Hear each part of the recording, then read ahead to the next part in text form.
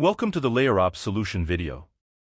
We will see how to create a multi-cloud and hybrid cloud environment by adding three types of computing resources: Microsoft Azure, OVH Cloud, and private resources using the OpenSource LXD hypervisor.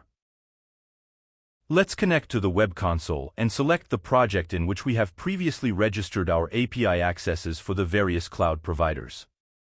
Here we see an existing environment named Demo.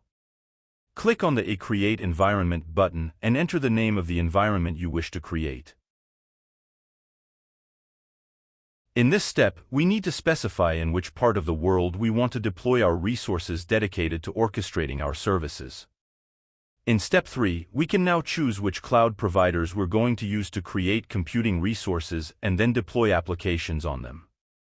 As you can see, we're using the API credentials of the providers we've created for Microsoft Azure, OVH Cloud, and our LXD private server.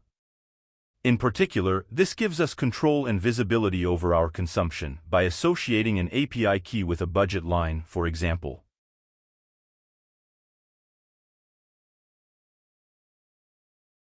And finally, in step 4, we need to define where we want to deploy two load balancers, which will be the only resources in the environment to be publicly exposed on the internet.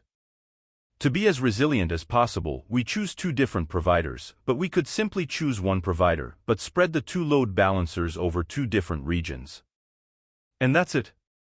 We're ready to launch the creation of our new multi-cloud and hybrid cloud environment.